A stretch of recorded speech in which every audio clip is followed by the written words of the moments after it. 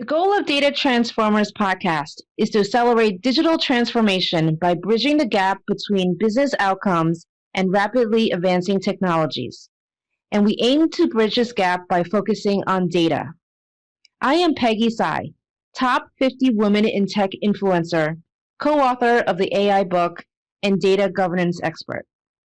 I'm Ramesh Danta, an entrepreneur, a tech blogger, and AI enthusiast. This is really our second episode where we are really launching our podcast journey. I thought we would highlight some of the key trends, challenges, and opportunities that we see. So I know you and I have really a good balance in terms of our expertise and also a good overlap in terms of what we see happening in data management, data governance, and technology. So maybe I'll first start with you, Ramesh. First of all, what are the three key trends that you really see happening in today's organizations? Right. So Peggy, depending on the area, depending on who you talk to, right? Different people have opinions about what are the trends. The one trend that seems to come across, whether it's from a Gartner, whether it's from Deloitte, whether it's from McKinsey, whatever research that you do, right, is and also looking at the investment that's going into venture capital and all, the artificial intelligence and machine learning, right? So, and people even categorize that as a intelligence transformation, right? So you put an intelligence in front of everything, intelligent this, intelligent that, but essentially the trend that you cannot escape right now is the artificial intelligence and machine learning, right? In how companies are transforming, how they're spending money. So that's number one, right? So as we go into subsequent episodes, we'll be talking to more people on that one. The second trend that I see is the analytics piece of it, right? So where how businesses are using analytics, data analytics, to drive business decisions, or at least they want to do it. Whether they are there or not, it's a different aspect of it. The data analytics aspect of it is the second major trend that I see out there. And then the last major trend that I'm seeing, I would like to really know more about you, is this whole data literacy, right? So the need for organizations to be more data aware, data literate, investing, spending time and changing the culture, within the organization to be much more data. So that is a trend that I am seeing much more recently, and maybe because of the AML, maybe because of the analytics, but this data aware trend that I see. So Peggy, turning the tables on you. So what are the trends you're seeing? Yeah, so having a background in data management, data governance, and what I do a lot now is actually talk about privacy. Mm-hmm. And from working in financial services, it's a very regulated industry. So certainly I've been involved in the past with many different types of regulations, and privacy really being the latest one. Impacting all industries, all companies of all sizes. They suddenly have to be aware of the data that they're collecting about their customers, about their employees. So just being more aware about the data, what they collect, and what purpose that they collect it from.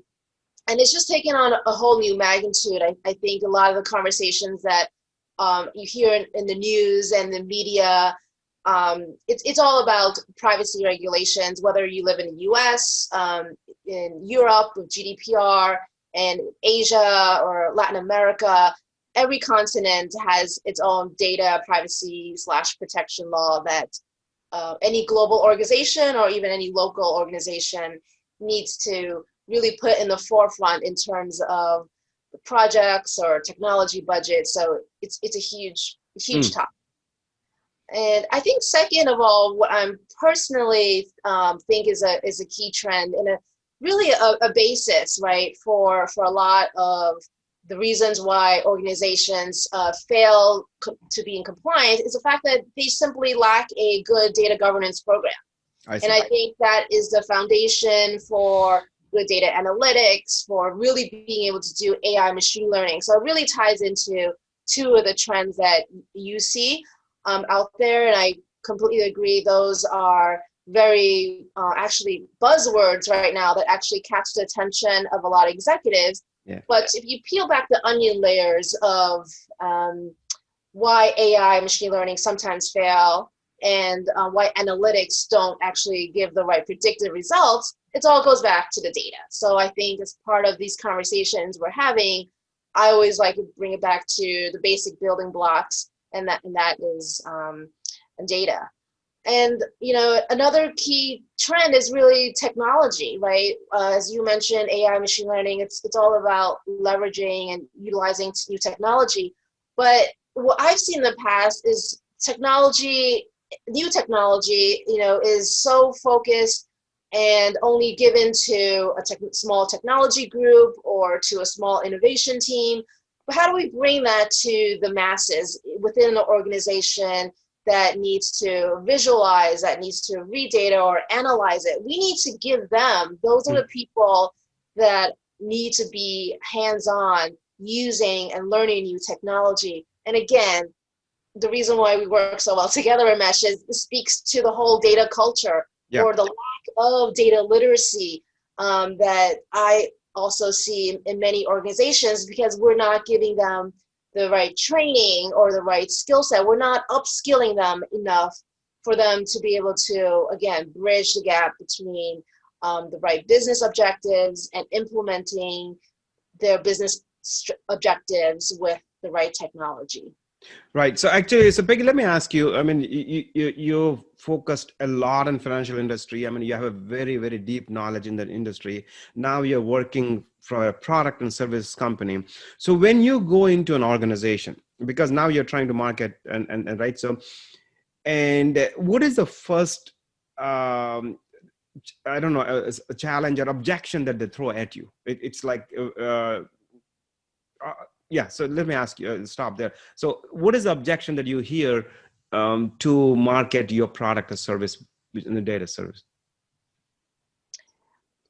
Depending on the type of organization it is and their appetite and reason why they're coming to us, I think one common comment that I always hear is that, Peggy, we're doing this process manually.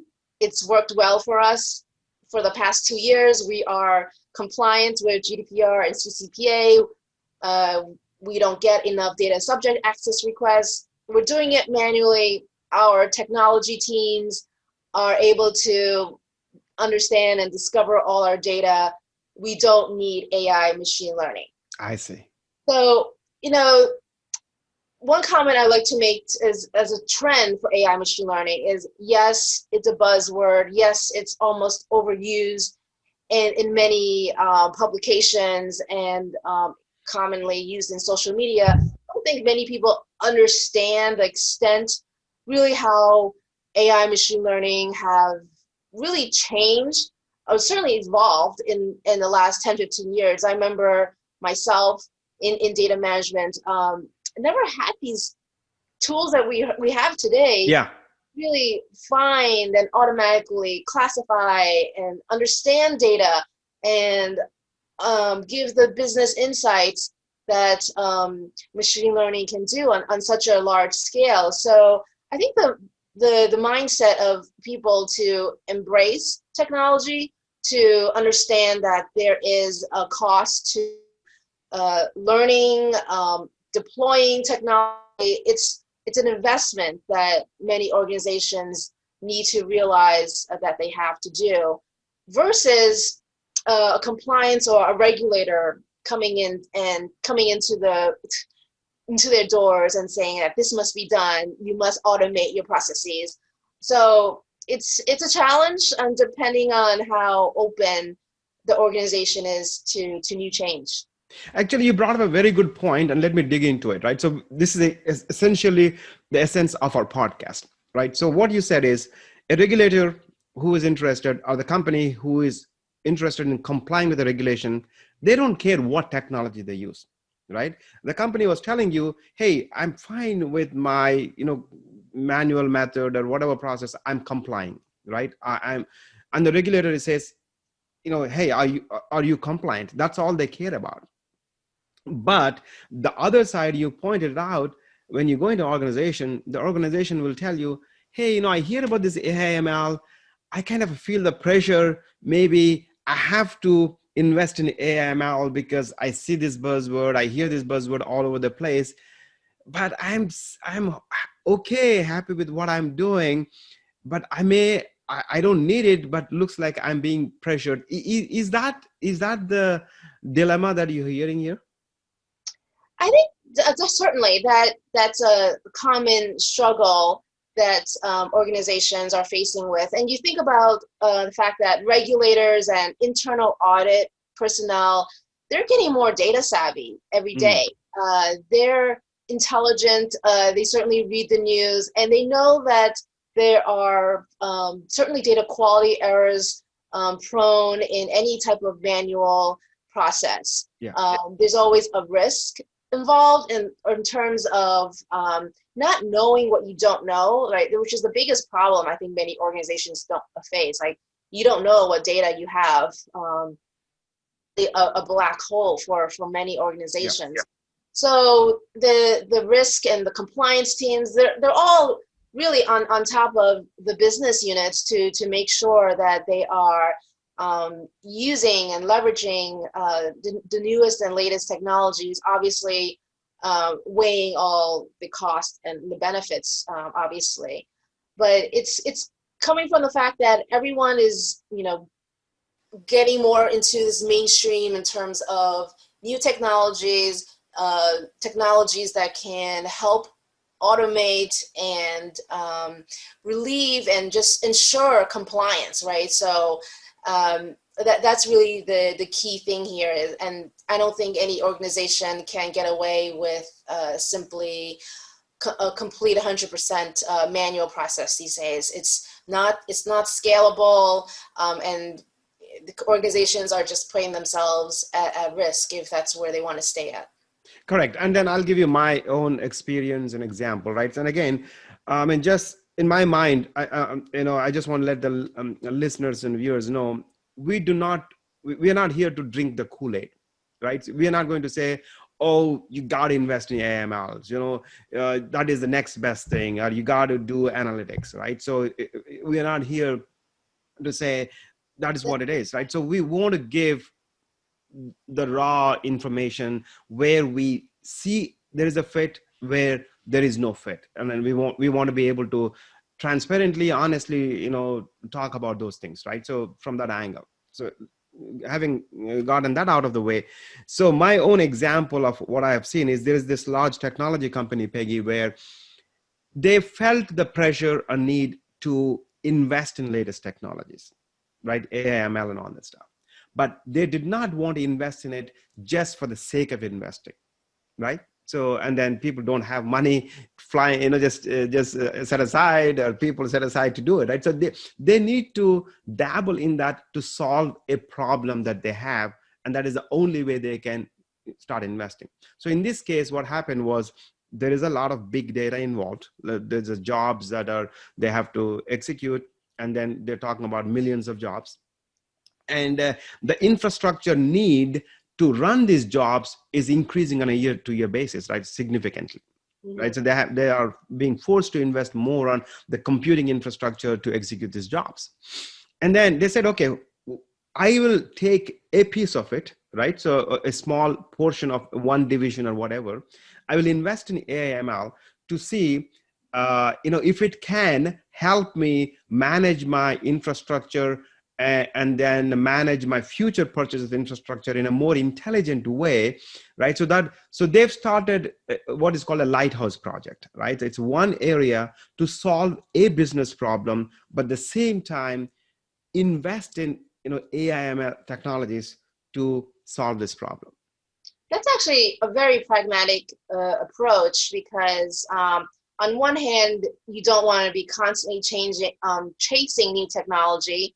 On the other hand, you don't want to introduce zero technology. So somewhere in the middle, I think is, finding a tangible business problem to solve and looking at all the options and then selecting, in this case, something that does involve AI machine learning and seeing how it works, right? See how this business problem could be solved. And I think it's very, very smart, the best use of the budget and the time. And then if it actually, works, it's something that can be replicated with, perhaps other departments or finding another similar problem that can use the same solution. So. Right. So, and then actually that's another, I want to get your other take, which is it seemed to solve another problem, Peggy, which is people working in the company felt that they are being left behind, not working on these latest technologies because everybody's talking about them, right? I don't want to be a COBOL programmer forever for my life, right? So I want to work on the AML thing. So it gave them an opportunity to kick the tires and then feel that, hey, I'm upgrading my skills. I mean, are you seeing this need for organizations to invest in technologies so their employees feel that they're also involved? Yeah, I've seen that in some of the organizations I worked with. Usually new technologies come through an innovation center or center of excellence that does review and cull through and make sure the right technology is selected. And then, training the right technology teams, support teams to use the technology. And I've seen many people being able to transition their careers or grow their careers or expand their skill set. And I really think that's the best way to go. And certainly there are, the people that work for you in an organization, they have the business knowledge, and you want to retain those employees. And the best way to do that really is to continually keep them engaged with learning a new technology or being part of a new project. Everyone wants to be part of the latest and greatest or involved in some way, right? Not everyone is a coder or programmer. I know I'm certainly not, but these type of large scale digital transformation projects require lots of different skill sets. So there are opportunities for people of all levels, right? Even junior people, can participate in some small way to senior executives all want to, kind of dip their hands and be involved in, the latest and greatest project. But there's hopefully organizations have that mindset though to bring in and involve more of their employees. So if they do, that's great. That's fantastic. And that's I think the organizations have to think about their employees are upgrading their skills and then the need to upgrade, right? So I think somehow address that thing. And other thing that I want to mention, and I want to get your take on this, is this whole cloud computing thing. We have not talked much about it, and the reason probably we didn't talk about it, it's here to stay. It's not the new trend, right? It's already there, right? But the previous project that I was talking to you about when we were looking at it, the existing infrastructure did not address their needs, right? So they needed to upgrade the infrastructure to, take advantage of AML, take advantage of the latest tools, as you mentioned. But the lag time for them to go procure, and then even the budget, right? So was not sufficient, and then not in time. And then they were forced to, right, for the right reasons, to go and explore cloud computing. Right? It's easily available, readily accessible, and you don't have to invest, for life, right? So you invest only for the time that you need it, kind of stuff. So on this front, how cloud computing is helping or not helping these latest trends we talked about. What's your take on this, Peggy? So it's very interesting. Coming from financial services or the organizations I work for, actually never fully deployed cloud computing. Interesting.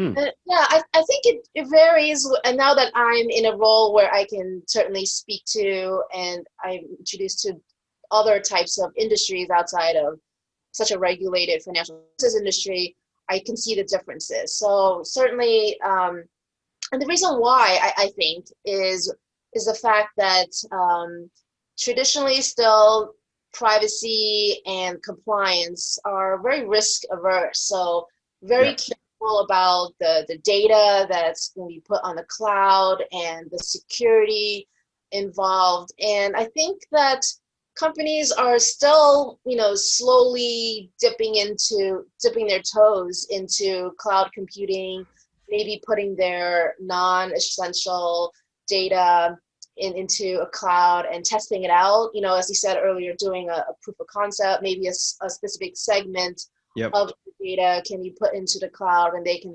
then figure out, all the benefits go to, and cost savings, and just the whole deployment process, is much more rapid than traditional approaches. So, from what I've seen in the past, financial services is back a little bit, but certainly in other industries like retail, I've seen a little bit more talk about putting data in the cloud. But interesting enough, for those of you that have been in data for as long as I have, if not longer, the problem with data lakes, it's the same concept of aggregating data warehouses, right? Where the concept is physically, organizations have been physically compiling and putting data, moving data to a single place to make for easier reporting or for easier access, single point of access. But, you have the problems of multiple copies of data, ownership of a shared data lake or warehouse. You're muddying up the actual quality of the data because no one actually takes ownership, lack of governance. So the lake becomes really a swamp. And I know that there are many vendors out there that talk about cleaning up the data. That's my only concern with cloud computing, is making sure that there is, again, data governance processes and people structure in place. Otherwise, the cloud is going to be easily data lake 2.0. Yeah, exactly. Actually, you're bringing up, so in this future episodes, we will dig deep into these aspects that you're just bringing up.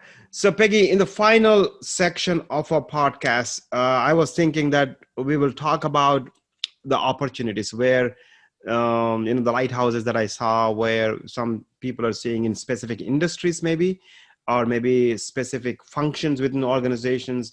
There is more uptake and more opportunities. So coming from your vantage point, I mean, I'll talk about it a little bit later, but I just wanted to get your take first.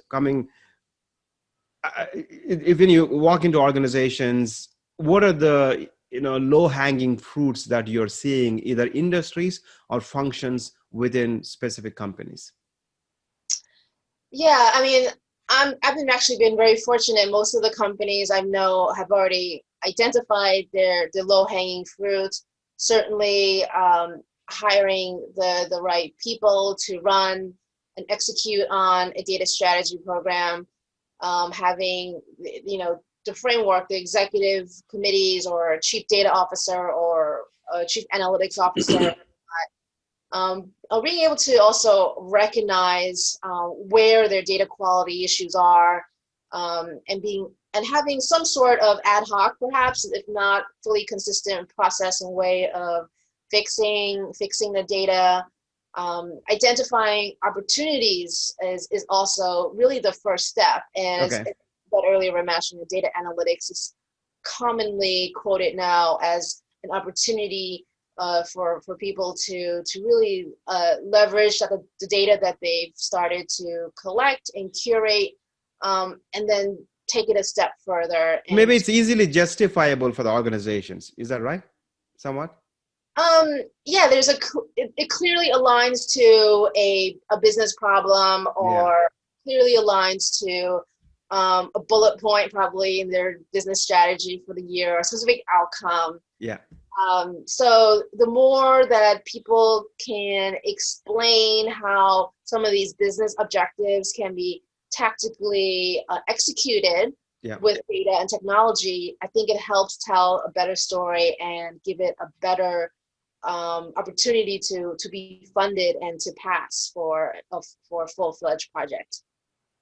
That's correct. Okay, so that is good. And then from my perspective, to answer that question is, I think process automation, I think you alluded to that before. It seems to be easily justifiable opportunity for people to invest in, right? Latest technologies. So if you're automating, and it's not that it replaces people, but at least, you know, you can improve the efficiencies. That's one thing that I'm seeing. Mm-hmm. And then the successful ones, people, the cost management is more than the revenue generation is somewhat easily justifiable from I've seen, right? So it's a that's one aspect of the thing. And Yeah, exactly. Costs and efficiency, time savings, those yeah, are. yeah. So I think there are more, as opposed to trying to pitch a project, we will increase the revenues by this much. It's somewhat difficult to prove and then to justify. From my experience, that's what I have seen.